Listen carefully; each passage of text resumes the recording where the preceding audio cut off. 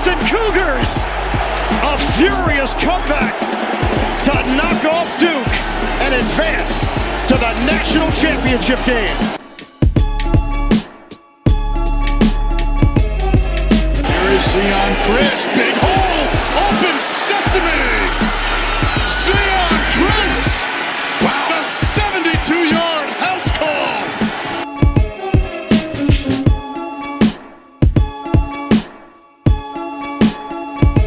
Stick it in your pipe and smoke it, baby. Yes! Welcome to the Scott Holman Podcast, coming to you Wednesday night. Not our typical time, but the week was atypically busy. You probably just got done listening to our podcast last week. If you don't, I'm going to link our last episode here at the top of the description of this one, because it was a really fantastic one. We talked with Coach Lydia Lasprilla.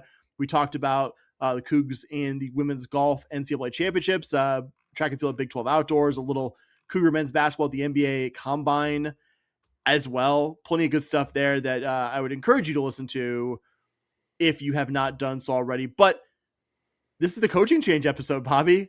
I mean, yeah, we got a little so. men's golf here too as well. We're going to talk a little Cougar men's golf at the Winston-Salem Regional tonight as well before we're done. But a couple of big coaching moves that we didn't want to be buried at the end of a 2-ish hour podcast, which we both kind of realized early in the week that there was no way to, in one episode space, really devote these subjects the proper amount of time. So we're back here, blistering pace of 2 episodes in a week, talking the latest Cougar news, baseball and tennis. Tennis's new coach, which we're really excited about, baseball's coaching change, and I think giving the proper respect to the Todd Whitting era there, in addition to the men's golf. Buddy, how are we doing? Yeah, man, doing great. It's hard to complain. I am in Oklahoma, so I am in Miami, Oklahoma, doing this and really enjoying that 6-hour drive and the storms that are going to be rolling in here. Miami, the South Beach of yeah, southwest Oklahoma. Sure, we'll call that. And it is actually the Northeast, because tomorrow I will also be in Kansas. So it will be I get to drive an hour to Kansas tomorrow morning. You're just getting all of Tornado Alley in one. Yeah, just really checking all the boxes there. If you want to check the boxes supporting the work that Bobby and I do here, please go to patreon.com/SH podcast. Support the work we do now. Over 10 years of running this, an independent weekly Houston Cougar sports podcast. It takes up a not insignificant chunk of both of our times here, talking about our alma mater, the school we love, and its athletic teams, University of Houston. If any of that sounds good to you, please go to patreon.com/SH podcast. We're going to lead tonight with something we have never talked about in what I just said ago, a decade plus of doing this podcast. U of H will be going into a baseball season with someone not named Todd Whitting at the helm, as U of H announced after the final series of the season against Arizona State that Whitting would not be returning as the head coach. I am not going to do any attempt to sing Boyz II Men's End of the Road here, mercifully for you and all of our awesome listeners. But we have finally reached the end of the road of the 2026 Cougar baseball season, somewhat mercifully. And even as we quickly previewed the final opponent, Arizona State, not for the first time, reiterated how poorly the Cougs played in home Big 12 games. I just never saw this being a sweep where U of H didn't compete. Frankly, that scenario felt less likely than what you needed to happen to qualify for the postseason, which is U of H sweeping the series. But ultimately, you only took 1 of 3 in the series. Tech and Arizona each took 1 game in their respective series, so nothing U of H could have done there. But it was frustrating. Not that I'm ever unhappy seeing a Cougar team win, but it was yet another set of results against a high-end opponent where you looked at it and asked yourself, damn, how did this team take games off of very good West Virginia and Arizona State teams in weekend series? Also, you won one-offs against very good Wake, Boston College, Bama, and UT Austin teams. But, I mean, you ate curb and got swept by some mediocre teams like Baylor and BYU at home. You also lost home weekend series to also not very good UTRGV and K-State teams. I mean, there was always going to be a ceiling with this team, but enough ability to flash the result against a good opponent to maybe tantalize you and then inevitably frustrate or disappoint you when this team just couldn't buy a win at home against conference opponents for most of the season. Yeah, I would say it was a very frustrating season in terms of, like you said, I thought at one point after you win the second game, I was like, Sam, we're gonna somehow win a series at home and take 2 out of 3 from a top 25 team when we need the sweep. Like, it just really felt like it was going to be one of those kind of weekends. It ended up not being. I don't know if you say thankfully. I wouldn't say thankfully there when you lose 2 out of 3, but definitely it felt like a microcosm of the season. You get thoroughly outplayed for most of it, but there were times where you just had absolute flashes where you went, "Oh man, this team could actually do something."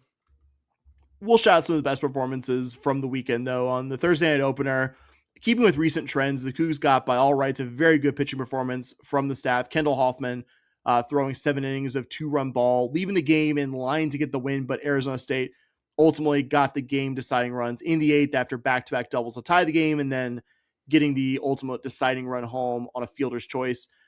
Outside of a couple seniors, Dylan Maxey and Carson Sabathia homering, you couldn't get much offense going on Thursday. Cougs lost 4-3 to officially be eliminated from any kind of postseason. I watched the later innings of that one live, and all of the armchair coach caveats apply, but U of H got the tying run on in the bottom of the 9th inning, and I understand there's a value to getting a runner in scoring position, but having Xavier Perez, one of your better hitters, sack bunt in that spot, we'll just say it wasn't my favorite move, and U of H ended up stranding that runner and losing. Naturally, Friday with nothing to play for except pride, Cougs didn't just win, but came down from an early 3-0 deficit to score the final 5 runs of the game and even the series.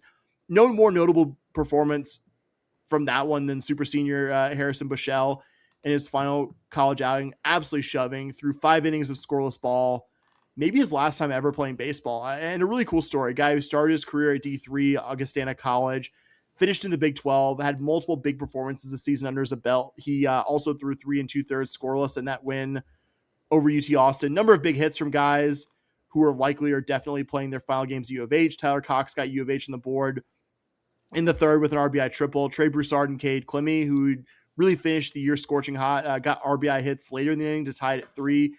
Game was tied for 3 for a good bit after that, but freshman Blake Fields broke the tie with a homer out towards Elgin Boulevard and left to give the Cougs the lead for good. In the 8th, Cougs got an insurance run when Riley Jackson was hit by a pitch with the bases loaded.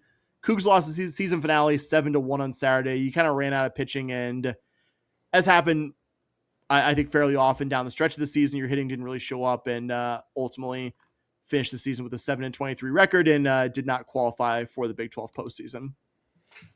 Yep, it was certainly a thing that we watched.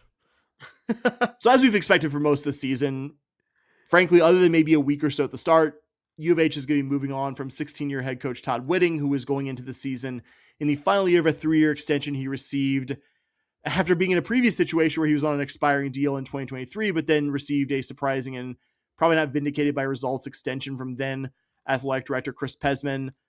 I'm going to try to end this on a positive because I think Todd Whitting is a good guy who stuck with this program even after doing well enough to get attention elsewhere. But I think ending on a positive means talking about the not good now.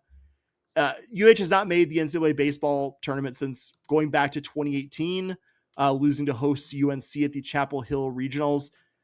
And this means that even if U of H makes next year's NCAAs, that Whitting oversaw the second longest postseason drought in program history and the longest in our lifetimes, the longest of anyone who's about 40 years old or younger. And it wasn't as if U of H was in that perpetual 45 to 65 RPI range, kind of where you're near, but just on the wrong side of the tournament bubble. I mean, that description I just gave you applies to 2019, where U of H was confirmed to be one of the first teams left out of the postseason that year, but none of the years following. Since 2020, which was a partial season where UH had a losing record and embarrassing losses to Texas State and UTRGV before COVID-19 nixed that season. Since that season, your best full season ending RPI finish was 77 in 2022. The Cougs had a losing record 3 different times during this period. This season, 2024 and 2021, lost 30 plus games in 2 of those seasons, this season and 2021. In the 3 seasons you played Big 12 baseball, 2 of them have featured the Cougs losing 20 plus conference games and not even qualifying for the Big 12 tournament. A combined 26-61 over the 3 seasons total you've played of Big 12 baseball. In all the seasons since U of H made the NCAA, so that's 2019 to present, the program's combined record, Bobby, against conference opponents, 75-111. That's 36 games below 500. I mean, that's why coaching change is happening here. I mean, there was a lot of nice stuff said, and a lot of nice stuff deserves to be said about Todd Whitting, but I will admit I did kind of cringe at some of the stuff I read, because it seemed like people who hadn't been following the last 6 or 7 years like this, it seemed like people who weren't aware of how far this program had fallen. Yeah, for me, it was like you said, you saw a lot of people wishing, saying good things about Coach Whitting. And Which I'll be honest. Yeah, I'll be honest. He was probably one of the coaches I was rooting for the hardest. He's a Coug. I love that. You could tell he wanted to be here. Even when his teams were good, it truly felt like he thought this was home and he wanted to be here his whole career. And I would have loved that, right? And so I totally understand. It's somebody who I really, really wanted it to work here. I remember how excited I was when he was hired. But at the end of the day, it just didn't. At some point, results on the field have to matter. And I want good guys to be my coaches, good people to be our coaches, but you also have to win at least a little bit. And Coach Whitting just didn't do that over the last 8 years, Sam, 10 years since we've been in a regional. So you and I had a discussion along with co-host Emeritus, like, if this were any other sport, he would have been gone a while ago, but you wanted to make it work with him, and it just didn't. But yeah, he's somebody I absolutely wanted to be successful here. I loved the story. I loved everything about it, but just didn't work, man. Just didn't work. Yeah. You wish it did. I co-sign everything you said. Like, I wish it had worked here for him. I was rooting for him to work, but I mean, you look at the crowd at the Arizona State series, man, it was bad. A lot of people dressed as red seats. And that's just, it's calling it as we see it. Yep. But like I said, I do want to take a trip down memory lane for some of the highlights of Whitting's time as head coach here. I remember the moment I really felt like he had this thing going in the right direction it was actually during the 2013 season. The Cougars hosted UT Austin. There was a good crowd at then Cougar Field for a Tuesday night game. I remember I was working a special project at my job, so I had nights off for a bit there, and I was out there. I believe Dustin was out there with me as well. Cougars beat the Horns 4-3. Fun night of yelling at Augie Garrido, and fun night of finally believing, like, hey, this team might be back again. This might be the team from, at that point, 6 or 7 years prior, that was actually like something around postseason level good, which you weren't that season, but that was Whitting's first really strong season in the program. Your first season in the American 2014, the Cougs were legitimately awesome. You were 26-10 at home, avenged your lone home series loss in conference play to Louisville by beating them in the AAC tournament finals and winning it that year. You got snubbed for hosting despite having a really good RPI, got sent to a really strong LSU team's regional team that featured future big leaguers Aaron Nola and Alex Bregman. Dustin and I actually went out to Baton Rouge for that regional. We had to be home after Saturday because of our work schedules, but I remember getting home from work Sunday night and with Dustin watching a winner go home game against LSU where the Cougs, who had just previously had to win a do or die game against Southeast Louisiana that same day, you were down 4-0 going to the bottom of the 8th inning. Our friend and third roommate at the time went outside to smoke a cigarette. We were kind of honest. We were like, UH is down at that point. We'll kind of look over the TV, but yeah, we'll go be social. And as we went outside, UH started coming back, and we were all like to ourselves, well, shit, we have to stay outside now. We stay outside for the entirety of that 8th inning rally. Cougs ended up winning it in the 11th inning. Josh Vidalis was brought home on a Kyle Servant single. Cougs held on to win. That set up a winner-take-all Monday night regional finale. And I remember LSU had this freshman starter named Aiden Cartwright who said some stuff to the media before the game, and UH chased him without him getting an out. Cougs turned into a laugher with a 7-run third inning, advanced to the Supers. I went with Dustin and in real life friend of the pod, curly-haired Ryan, to Austin for the Super Regionals. Unfortunately, 2 losses where your offense kind of went missing, but I remember leaving that game in Austin, end of the season, but thinking to myself, this is a damn good program. This program will be back to the Supers, and just unfortunately 12 years later, tells you how hard it is to do that. They just haven't. You hosted regionals in 2015 and 17, winning the AAC regular season title. Both seasons also swept the conference titles in 2017. I remember Dustin and I roadied to New Orleans for a series went over Tulane during that 2017 season. And just our second year is doing the pod. I want to also shout out Todd Whitting, the guy, for this. He gave us extended post-game remarks after their Friday win, just as two dudes who had just started doing a podcast, which was really cool. Couple just heartbreaking losses in those regionals you hosted. It was like a 18-19 inning loss to Rice in 2015. But the sliding doors moment for me was ultimately the final at-bat of the 2017 season. Connor Wong, multiple guys on base, hits a foul ball just on the wrong side of the pole. I almost wish this was present time. We could have reviewed that because, Bobby, if that's like a foot right, 3-run walk-off homer, this team's in the super regionals, you're sending A&M home for the season, but didn't happen. Wong struck out, and that was the last NCAA baseball postseason game played on U of H's campus now 9 years ago. I mean, my point being in bringing all this stuff up, a lot of highs. I think if anything, the success of kind of the mid to late 2010s made the past 7 or 8 years drop off more notable, but no ill will towards Todd Whitting. Hope he's able to continue coaching baseball, whatever is next for him. Really wish him the best of luck. I have a lot of great Cougar sports memories. Thanks to Todd Whitting, thanks to players who played for Todd Whitting, and I'm eternally grateful to him for that. Yeah, like I said, I wanted it to work so badly for him. It just ended up not. So it's unfortunate. A lot of good he did here. Wish there was a little bit more winning in the last few years. Bobby, should we get to the candidates to potentially take this job? Sure, man. Let's go. When I started doing my notes this weekend, right after the news about Whitting not coming back became official, I had a big thing written about Pat Hallmark, the UTSA head coach, and it became pretty clear Sunday of that Hallmark would not be a candidate here, and I can't speak to the why on that. Could be because they have good intel that he'll be a big name for bigger openings, which is certainly possible. Could be because Hallmark has a reputation of not being everyone's cup of tea. If it's the former reason, understandable not to expend a lot of time and energy there, but if it's the latter, that's a deeply silly reason not to kick the tires on the head coach, who indisputably is the best in Texas right now at a non-power conference program. At any rate, though, if we're going to talk about who's going to take the job, it would probably be silly for me to expend a lot of time on someone who won't be taking the job, someone we heard as a name initially, and then it became clear almost between when we recorded last night, our first episode this week, and now would not be the case. Nolan Cain, even though he was initially connected to it, Kirk Bowles, former Austin American Statesman guy, I believe kind of doing an emeritus thing for the Chronicle now.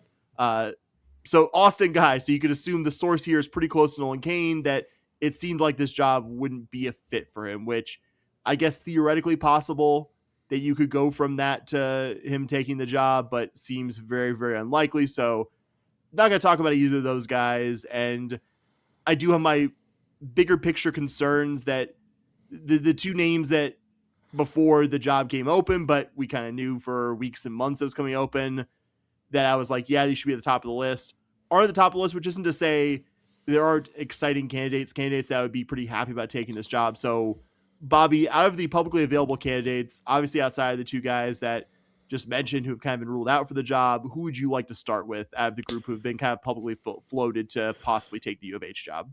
Yeah, just kind of real quick on the Hallmark part. I think there's a little bit of, he's a bit of a jerk, maybe that plays a role, but also like there's a huge rebuild that needs to happen with this program from the bottom up. And do you think Hallmark's going to leave after a couple of years? You know, I'm not somebody who is, who advocates don't choose somebody who's going to, if they leave in 2 years, that's okay, because it usually means they're winning.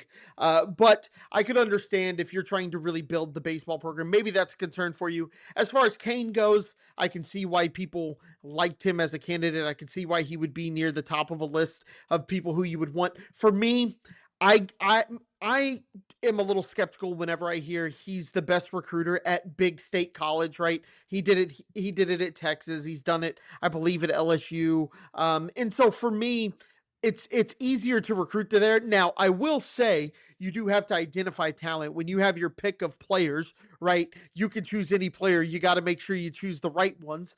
So that's not to completely discredit his ability as a recruiter or talent evaluator or anything like that. Just for me, I'm always a little like skeptical when I hear that. And that, again, that's just me talking here. So that's kind of my thoughts on those two. But the big name that I think you and I can agree is we haven't heard anything that this is going to be the guy who gets hired, but I think the big Early name, favorite in the clubhouse, I think is fair to say. So I think I know who you're going to say here. yeah, I think he's the name that keeps coming up. Kane kind of kept coming up as well, but Will Davis at Lamar just really seems to be the guy who everyone's reporting on, right? Like you saw D1 Baseball and Kendall Rogers reporting on it. Who Kendall Rogers is a guy who is kind of in the Houston area. He always does a big report on Houston. He seems to be really tied in with He lives in Spring. Yeah, he lives in Spring. So it always seems like he has, even back in the day, he's always been kind of tied in with Houston. Now, was that a Whitting thing? Maybe. And we'll certainly find out. He's kind of been reporting it. Duarte's been reporting it. There's been any rumor you hear, Will Davis really seems to pop up quite a bit. And you kind of look at his record here. And his total record at Lamar since he started is 255 and 206. Didn't have a good first, I would argue, 4 or 5 years at Lamar, Sam. He took over in 2017. But then if you kind of dive a little deeper, if you look at just his record, you see that there may have been, and again, I wasn't following Lamar, so I can't speak to this. Really seems like a lot of people think that he had a really big rebuild. I think I read somewhere that he had like 17 seniors leave after his first season. Yeah, had like a good first season, and then some struggles after that. Yeah, and then like all of his seniors left because the coach retired unexpectedly. Like I think there was a little bit more to the story than just looking at the record. But since 2022, his last 4 years, you're looking at 37 and 21, 32 and 23, 44 and 15, 40 and 17. Now, something I prefer to look at is conference record. 2022 in the WAC, he goes 20 and 10. Then they move to the Southland. He goes 13 and 11 in 2023. Not super exciting there, but wins the regular season championship in 2024. And then last year, 2025, he goes 20 and 10, finishes third in the league. I think the big knock on Will Davis is that he hasn't made the tournament at Lamar. I think the thing that helps me ease that concern is you're playing in the Southland, which is kind of a one bid league. And you got to win the tournament you got to win the conference tournament to get in. There's a reason why a lot of baseball championships are multi-game series. Things can get a little weird. You have one bad game, you're in the losers bracket, which he made it to the championship out of the losers bracket one year. And so baseball can get a little weird like that. Looking at the regular season, I like what he's built at Lamar. He's gone head to head against some big programs. He beat U of H. He's beaten A&M. He's beaten a lot of these teams that are much more funded than I would say his program is, and it seems like he's done a pretty good job with it. So Will Davis is probably my favorite in the clubhouse. A couple of other names that have just kind of popped up. Sam, I'll let you kind of dive into those and tell me your feelings on Chris Lemonis, a guy who won a national championship at Mississippi State in 2021. But after that, just you saw a fall off a little bit. But he takes over Mississippi State. His first year there, they go to Omaha. Great there. 2020 started off 12-4, probably going to be a decent season there. Wins the title in 2021, but then every year after, it's just been a small fall off. 2024, he makes a regional while finishing third in the SEC. 2025, not good enough, and gets fired near the endish of that season. So that name is exciting on paper. You saw his fall off kind of happen as NIL started. Kenny coaching an NIL time. And then finally, Sean Allen, former Houston Cougar, assistant coach at USC, a name who I think has the ties to U of H. I would guess really wants to get back to Houston. Kind of everything I've heard is he kind of wants to get back, and that would be a good opportunity for him to get back to Houston as the head coach. He's got a ton of experience as an assistant coach. So I think if you're looking for an established head coach, Will Davis is leaning towards that guy. Lamonis is the guy who is currently an assistant. Which Sam, I don't know if you've been on Lamonis's Wikipedia page. I was gonna say I haven't. I know he got fired from Mississippi State like later on in conference play. I was gonna say, has he resurfaced somewhere? I didn't. Didn't No, mean to derail. I don't Didn't mean to believe derail so. that. What was the thing on the Wikipedia page? Just the go to his Wikipedia page and look at the picture they have for him. He's the former national champion. Oh, it's Head like, yeah, coach. I remember because it's And like it's like a spy picture of him in the it was dugout in when he coached Indiana. for Yeah, Indiana in 2016. Like I that's pulled a it up. little aside. Like the Wikipedia finding a picture. Yeah, you can't have a picture that like Wikipedia. I think is a rule, and I could be butchering this. Like you can't use one that's taken by like Reuters or something like that. So you Yeah. see like these famous people with like the most random like main picture in their Wikipedia page. I did notice that when I was doing my It was just really funny. my I just research on saw it. Lamonis. It's like a spy pic of him. Like somebody took Like it he from got the thrown house. out of the game and he was trying to like disguise himself as like the third assistant or something like that to So still stay funny. there. So funny. So just an aside there. Sorry.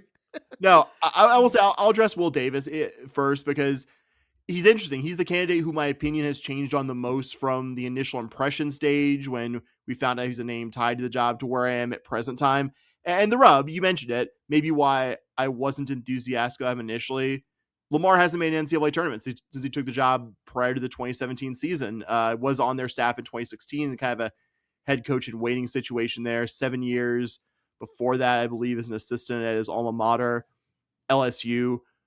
But what made me reconsider my initial skepticism, strong skepticism, when you and I first kicked around his name between each other after he was one of those names we saw tied to the job on Sunday after Whitting's departure was made official, is what he's done recently. Because we know what college baseball is now versus what it was around 2017 to 2020, which is a whole different animal. You have NIL, you have player movement being a lot freer, and at his level specifically, it's challenging to deal with. Like if you have a first team all Southland player at Lamar, there's a good chance that that first team all Southland player after the season is going to be getting calls and big NIL offers from the big program. So you're either having to deal with retaining those players or replacing those players. And not to say U of H's situation is as pronounced, but where U of H is, and what we've heard about where U of H is resource wise, retention and identification, being able to do it on a budget is very important. And Will Davis, I think, for all the stuff you said in his resume, has done a fantastic job of that. Reiterating 40 plus wins the previous seasons before this one. And overall record fell back a little this year, but fighting their way back to being in the championship series this coming weekend against McNeese. I believe it is actually starting. It runs Thursday through Saturday, best of three. So starting today, as you're listening to this, to play McNeese, I think is a really, really impressive accomplishment.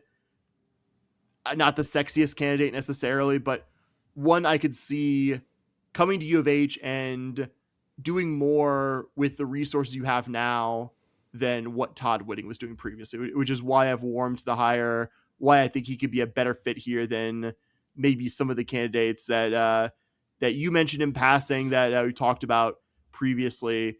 And to touch on some of the guys you mentioned, Chris Lamonis, it's kind of a reverse graph of the Will Davis thing. Because at the start, I was like, oh man, like he's interested. Like that's pretty cool. And now I would say I'm pretty lukewarm on him. Yes, he does have the national championship. Yeah. And I would say on the balance, his time as a head coach from when he took over in Indiana in 2015 to the end of his Mississippi State tenure, still, I think collectively more good than bad.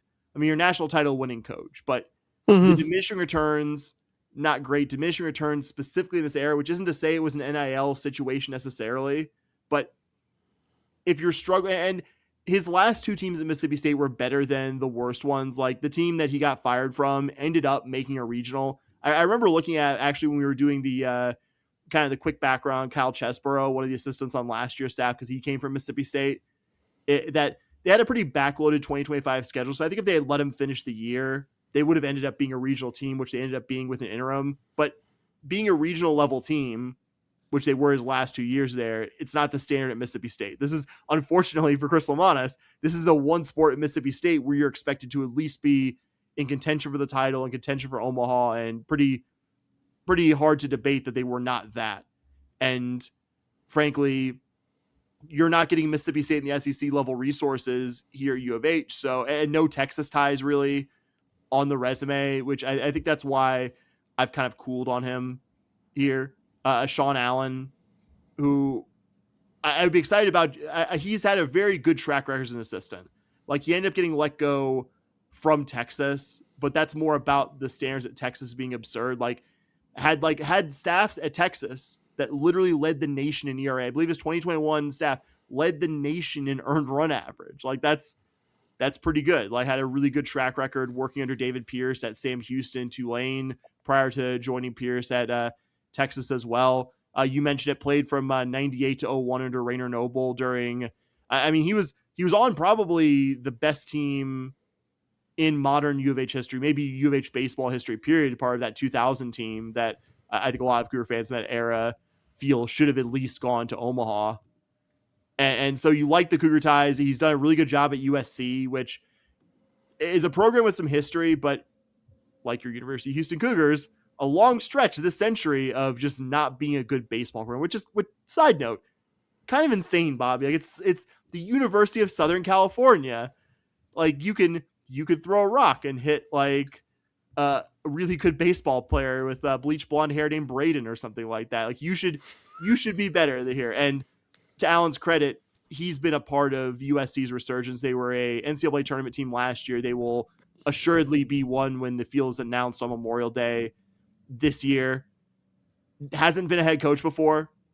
That's the big rub. Like, you like a guy who's a Cougar alum who's had success as an assistant, but the lack of being a head coach now in 20-something years as an assistant, it's notable. Like, it is notable. We'll mention also Joey Hawkins, someone who was like an initial name, someone I don't think is going to necessarily take the job, because we haven't seen a lot of smoke from his name since he was kind of announced as a name connected to it. Missouri State's head coach. He's only in his second year there, but Missouri State's legitimately one of the best mid-majors in the country. They took a series at a UALA team that's probably going to be in the tournament, who's always salty. Good non-conference wins over Arkansas and Oklahoma State as well. And their league, Conference USA, we all have connotations of Conference USA from our time in Conference USA. We kind of word associate with being a shitty league because it was probably the shittiest league we've ever been in, but legitimately very good baseball league this year. Missouri State's an at-large level team. Liberty and Jacksonville State are at-large level teams. And even two of the non-good teams in their league this year, Louisiana Tech and Dallas Baptist, who are having down years, are historically good baseball programs at schools that really care about baseball. So it's not like he's feasting on a bad league, but doesn't have a ton of time as an assistant. Played his college ball from 2012 to 2015, so fairly recently. Played a little minor league ball, was an assistant at SLU, and then has been either an assistant kind of head coach in waiting at Missouri State in his second year of the program, but good returns. Like, I think won a share of the Missouri Valley last season. They're going to be an at-large this year. Even with the light resume, even with the less than 10 years total of being a college baseball coach, does feel like a rising star, does feel like a guy worth taking a gamble on, but I just don't know. No Texas ties to speak of. It just seems like kind of a name to mention for a power conference opening early, but not somebody I expect to be tied to the Cougars down the road. Is there anyone missing, Bobby? Sean Allen, Lamanis, Will Davis. I feel like you said a fourth name that I'm now. No, that's everyone. I think those are the big names right now, though. I don't know if there's anyone right now who we haven't addressed who I think is a really credible candidate here on May 20th for the job. Yeah, I think I would be surprised if it wasn't one of these four. I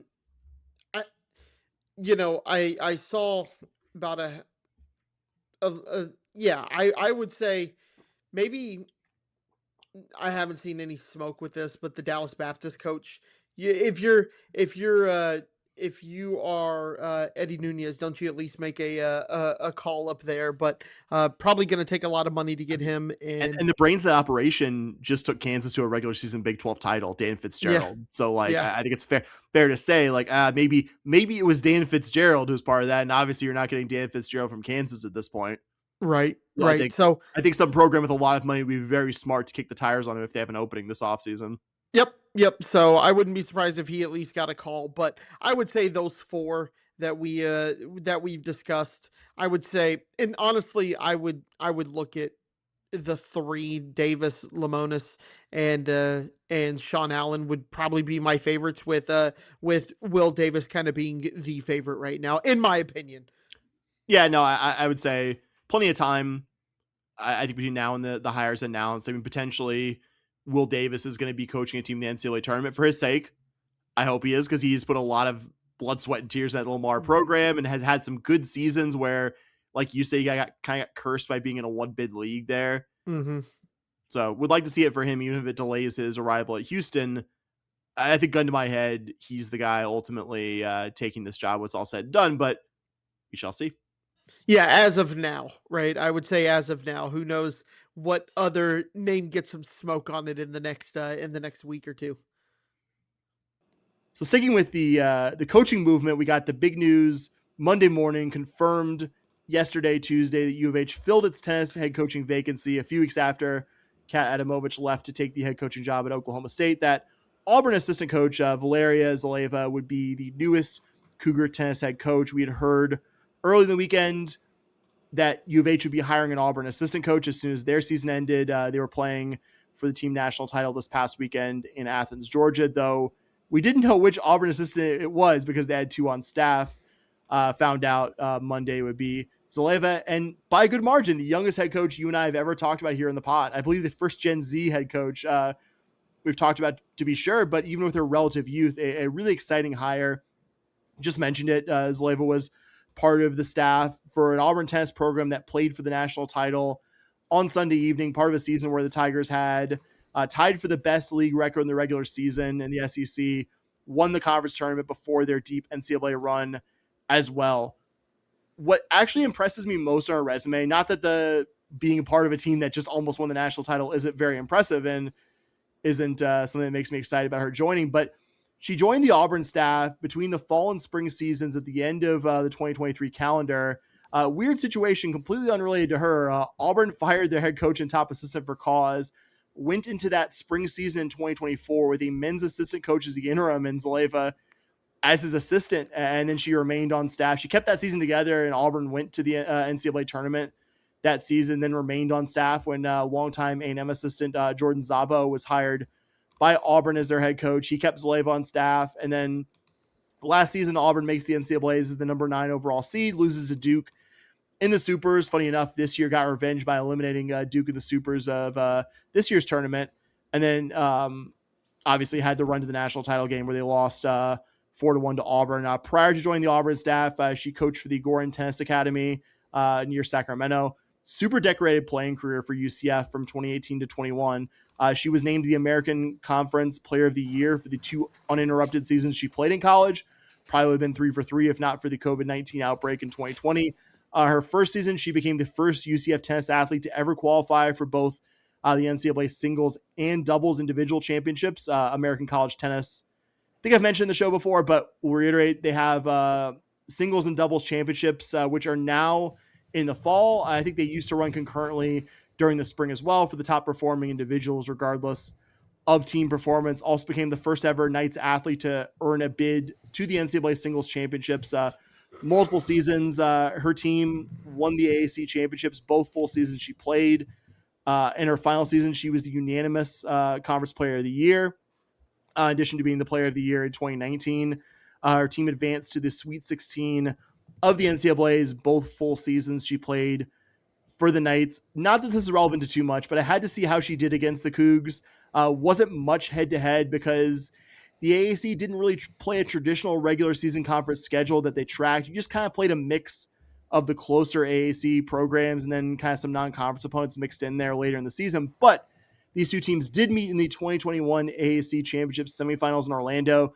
Cougs actually beat Zeleva and her regular partner, Ksenia Kuznetsova, on doubles court 1-6-0, but UCF won the other two doubles matches and got that point. And then in singles, she won a 3-setter on court 1 against Mimi Kendall-Wosley, who was actually one of the pair who beat her earlier in that match. She actually won the clinching point as UCF beat the Cougs 4-0 in that one. Not super relevant here, Bobby, but I had to see if she'd ever faced the Cougars on the court. She actually played professionally overseas a couple of years prior to joining UCF, won multiple lower level conference, multiple lower level tournament doubles titles. She peaked at number 28 in the junior rankings, originally from Moscow, Russia. I've certainly thrown a lot of info at you and our listeners, Bobby. I'll say here's what I think of the hire, acknowledging, of course, that you almost always aren't able to make any kind of judgment on a hire until multiple years after it's made. Zeleva is a younger coach who has never run her own program, so some unknown there. But even acknowledging that big risk, there's an extremely high likelihood of U of H hiring a coach who I would say either had coached bigger college conference tennis, but not as a head coach, or maybe you were bringing in somebody who does have head coaching experience, but the head coaching experience comes at a lower level of tennis. I mean, U of H isn't a poach from other power conferences level of tennis program because there aren't many that are. But acknowledging all that, I really like the hire. She was thrown into a very tough situation her first season as a college coach, with the head coach who hired her almost immediately losing their job and having to help keep a tough season together. Showed enough to be retained as an assistant by a new head coach who probably didn't know her, helped keep key players who ended up contributing to this year's national runner-up team on the roster, like Angela Okatoye and DJ Bennett at Auburn, to play for a different head coach than the one who recruited them. I mean, when she arrived at Auburn, by all rights, a good SEC tennis program, but as she leaves now, Auburn is one of the true elites of the sport. And that's not just down to her. Lots of players and coaches, lots of blood, sweat, and tears go into that, but tennis staffs aren't enormous. So she played a big part in building one of the sport's newer elite powers, and I think that above all other things here are what excites me most about the hire.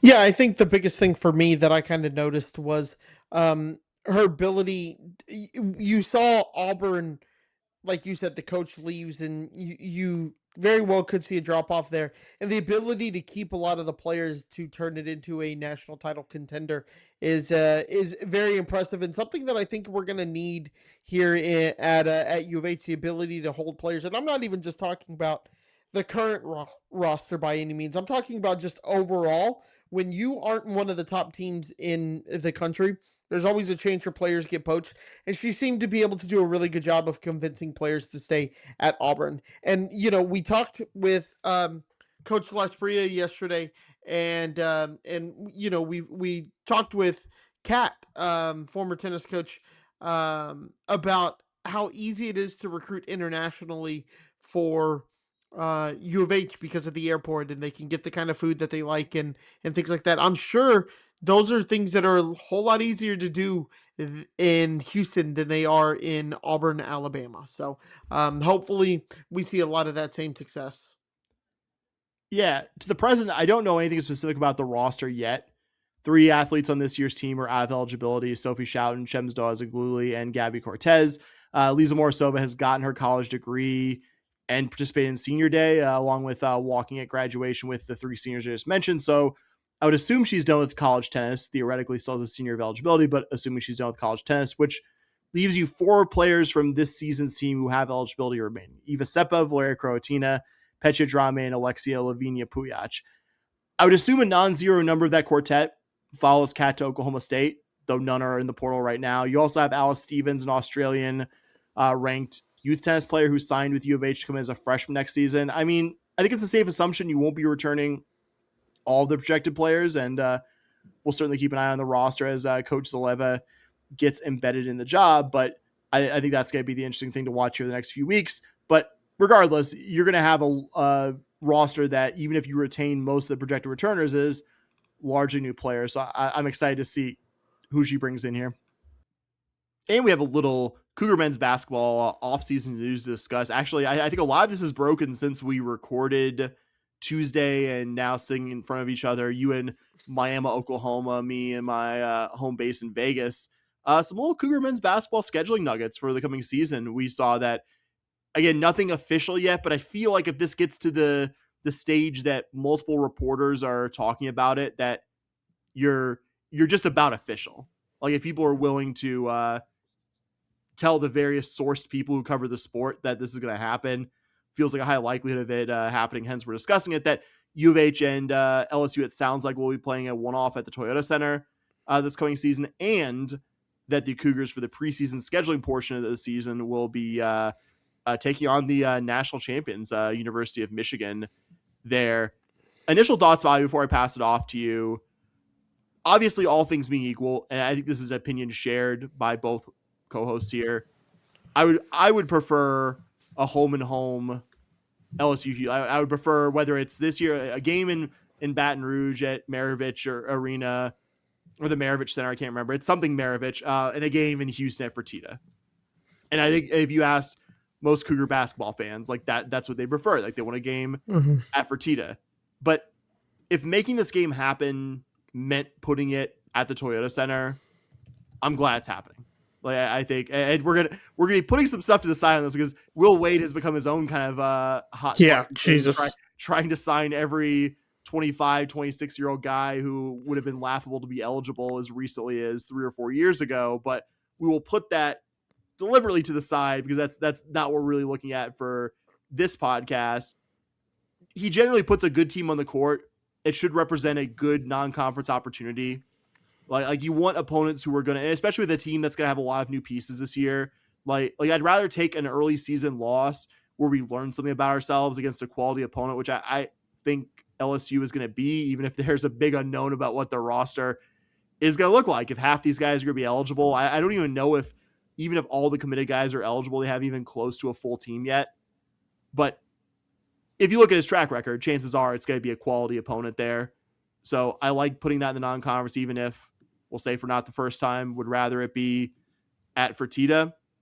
And for Michigan, same sort of thing. I think it's really good for a team that's going to have a lot of new guys. And scrimmage is an exact game situation. Michigan's going to sub more liberally. Michigan's not necessarily trying to win this the same way they would be trying to win a basketball that counts or something. But I think it is good to have this new group really see what a championship team looks like, really get even potentially humbled by what a championship team looks like. So that's my general thoughts, Bob. What are you thinking about these two little latest scheduling nuggets for the men's basketball team?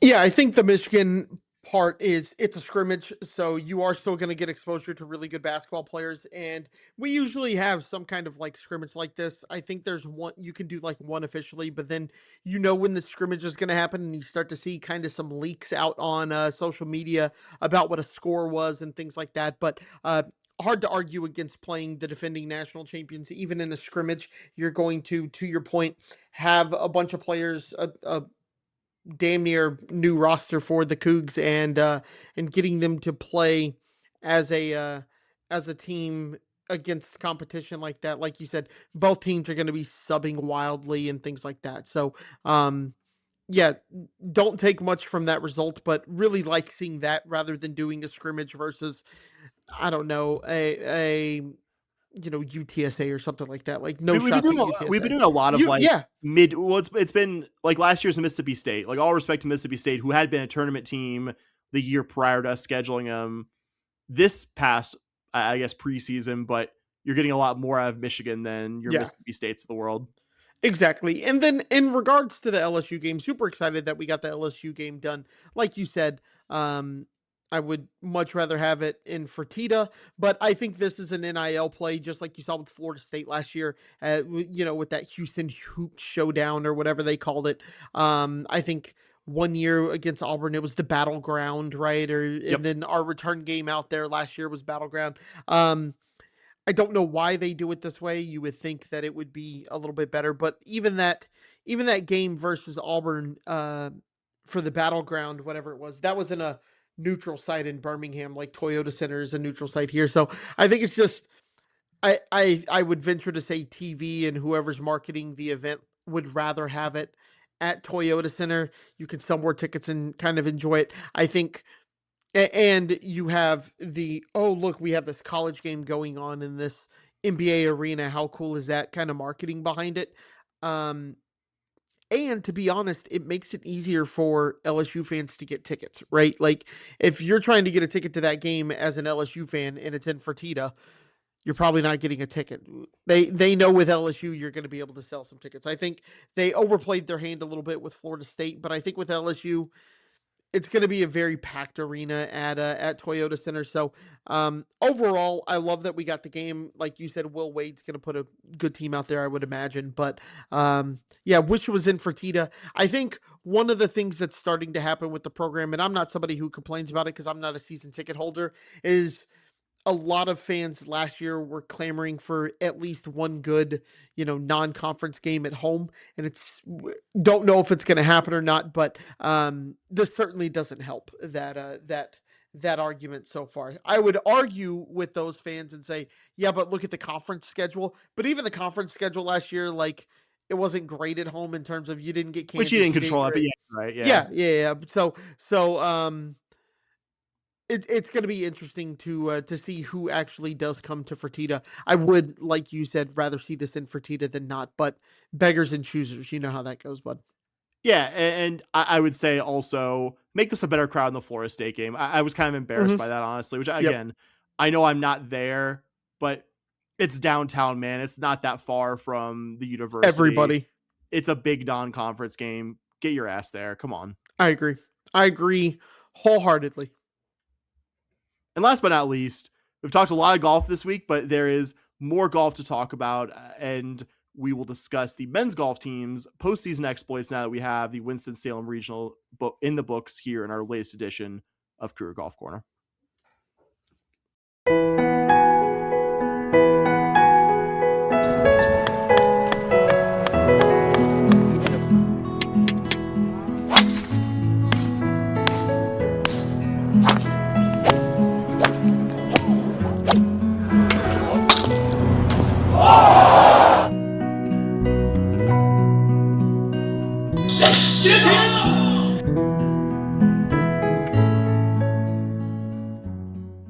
All right, well, welcome to the Golf Corner. The Cougs were, as Sam said, in the Winston-Salem regional, which real quick, just kind of something funny here, Sam, in the golf world. It's technically in Bermuda Run, North Carolina. Yeah, they kept calling it the Bermuda Run regional. I had to actually look it up before our last episode to come. Like, where is this actually? Yeah, and so I'd be on Golf Week trying to find where we were, and it was updates from the region, and I can track the scores, but maybe somebody saw something. It was the same way the Louisville was like the Simpsonville regional. It's like, okay, but it's Louisville, man, come on. Yeah, it's like how all the Dallas, how the Cowboys and the Rangers play in Dallas, and it's like we all know, right? So the Cougs went out first round. Just a reminder, sorry, I kind of stumbled over there. Top 5 teams advanced just like the women's teams did. Cougs were the 11 seed in this region, so there wasn't much expectation to advance. You kind of just wanted to be a little competitive and not finish DFL and finish kind of where you were. That was kind of the expectation. I was shocked that the Cougs even made the regional. We had to have been one of the last teams in, Sam. But Cougs come out first round and shoot 3 over, put you really behind the 8 ball. You were 16 strokes behind the lead. If you kind of look at where the top 5 were, you were 9 shots off the lead at that point. Not great. You were not looking like you were going to advance. Round 2 comes along though, and the Cougs shoot 6 under. So now you're 3 under heading into the final day. You're still pretty far behind at that point, but I think heading into day 3, you were about 11 strokes off, and you're just kind of going, all right, if something crazy happens, maybe you can sniff it, but let's just go out and have a good round. And then, Sam, the Cougs went out and shot the third lowest round of the day. They went 15 under on day 3 on the final 18 holes, and made it interesting there for a couple of holes. There for about an hour streak, the Cougs were 4 to 5 shots off of advancing, with the back 9 left to play in. 4 to 5 strokes in a tournament where it's just you. Maybe, if you're a solo, that's pretty hard to overcome. but 5 strokes in a team event, if you get 4 birdies and they get 4 bogeys, you're in it, buddy. But eventually, Mississippi State kind of extends their lead, takes it out to 8, and advances over the Cougs. Cougs finish 18 under. Um, Still finish 8 shots behind, advancing at 26 under. You think maybe you have a better first round? You got a little bit more of a chance. I don't necessarily think. I think asking to shoot, 4 under on that day may be a little bit much. I think when I think of you shoot a little better, I probably go with you get down to even. That picks you up 3. You look pretty good there. So yeah, overall, really excited about where they ended up finishing. Much better than I thought. You finished 6th when you came in as the 11 seed. I think I would say the biggest disappointment was Chi Chun Chin finishing T10, 2 shots out of advancing as the individual. Really close to doing that, but hard to argue with a 7 under, 5 under on the final 18 to kind of make that push. So overall, he'll probably be going back through his rounds kind of, if I would have just made birdie there, or if I take a par instead of a bogey there. But overall, super proud of what the Cougs did. Outperformed my expectations. So good job, Cougs. Yeah, those last 2 rounds in this regional might have been your 2 best rounds of the season right there. And it's the painful thing. Like, you didn't do a terrible round day 1, but if you had done something equivalent, like, you might be going to the NCAA championships and we're like, holy crap, like, this team that we were surprised to get to a regional. And even acknowledging that so first round as part of the 54 holes of golf that you played, still one of the team's strongest 3 days of golf they played all season collectively. I think that's the frustrating thing. Like, dang, maybe you would. I mean, I guess it would have you would have been a regional regardless, even if you played better. But maybe you're better than 14th at Big 12s. Yeah, that's exactly what I was going to say. You played this golf, a week ago. What was it, a week and a half ago? I'm trying to remember off the top of my head. Somewhere around there. But you do this a week ago, and you're contending as a medalist in the Big 12s, and maybe you're not going to Winston-Salem. Maybe they send you out to Bryan as a 9 seed. Maybe you get to go out there, or even an 8 seed, and they send you a little bit closer to home. Teams you've played in the past, you're probably familiar. I would imagine you've played some courses in Bryan if you're on the Houston golf team. So maybe you get to not have to travel as far. You don't have to go across. So maybe those are small things that can make a difference. But yeah, overall, really happy with how they played in this regional. Yeah, fished ahead of a couple of teams that are ranked well ahead of you. Three total, including Arkansas Little Rock, who's number 47, but Wake Forest, the host team at number 32, Georgia Tech, number 22, like, finished considerably ahead of them in terms of where you were stroke play wise. Yeah, beating the host team on their home course by 6 strokes is big. That's really good for anybody. Just a quick little update. You remember I told you about everybody on the Virginia team and how stacked that team was? Yeah. The winner of the regional was Ben James, and he shot 19 under. The Pretty next good. closest was 16 under from a gentleman from Ole Miss. So just kind of a fun little thing there. You can say that you have tracked a guy who might win a national title. So kind of cool. Yeah, I was just going to say, we don't have to go too big picture here, but I guess the good thing longer term is 3 of the top 4 golfers here at this event are projected return. But the one who isn't was by a good margin your best this year, Hudson Weibel, all Big 12 selection. So not necessarily easy to replace those guys. Like, Chi Chun Chen maybe has his best round this year in the postseason, which is good. And he's coming back next year potentially for you as a senior. But, and I mean, not to be too critical here, but I think you have to have a better offseason next year in the portal. Like, you brought in Enrique Cargan, Kevin On. I think, yes, coming from smaller programs than the one you were in, but neither guy really contributed consistently for you this season. Neither of them were part of the 5 guys that you had here in the postseason as well. I think Coach Dismuke needs to, I think, do a little bit better in terms of bringing in guys next year, which he's done. Like, I'm not saying he doesn't have a track record of bringing. I mean, Hudson Weibel started at Oklahoma, so like, you have a long-term track record of bringing in impact transfers, but I think that's going to be the case. I don't necessarily see who on the roster, like maybe Grant Doggett or Chi Chun Chen or Swan Yi-Chen improve next year, but I think you still need somebody who's maybe an impact guy from the lower ranks. That's just my 30,000 foot opinion, just looking at the roster.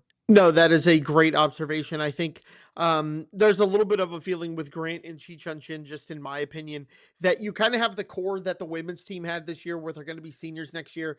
I've heard good things about Enrique Karg, like you said. Didn't look like he was able to break into the top 4, but maybe a year at the new school and getting used to everything. Maybe could be hurt or something too. We genuinely don't know. Yeah, so just kind of interesting there. I could see you having a decent core with Chi-Chun Chin, Grant Doggett, and maybe Swan Yi-Chin coming in as a junior, kind of playing that Malin Kim role, and then you bring in an impact transfer, like you said. I think that's a really good analysis by you, bud. Well, that's it, bud. 2 episodes in 2 days, brutal pace, but we got it done and really enjoyed talking a whole hell of a lot of Cougar sports with you. Hey, I think I texted you this. I said, buddy, we were thinking we were going to have to do some off-season content early with how little we thought. And then women's golf does well. Men's golf makes a regional. Track finishes 3rd at the Big 12s. And then you have the coaching carousel that we probably expected baseball, maybe not tennis. So, dude, super exciting to have this level of content that we're able to do 2 episodes in late May. I did not see that one coming. But anyway, that is it for this. I don't want to say this week's episode because this is the second one. That does it for this week of the Scott and Holman podcast. Episodes of the Scott and Holman podcast. I want to thank you guys so much for listening. This is back-to-back days. If you are a sicko like us about Houston Cougar sports, this is what we live for here. Just opening up ESPN app and just there's probably something on that we're involved in. So super exciting stuff there. But thank you so much for listening. It takes dedication on your part to listen to us 2 idiots talk back-to-back days. So thank you guys so much for listening to us. If you do have any feedback for us, you can find us on social media. You can find us on Twitter at SH Podcast. You can find us on Blue Sky at podcast.bsky.social. If you say you want to send us an email, shpodcast@gmail.com. And if you multiple listeners can confirm, we respond to those. Yes, we do have that.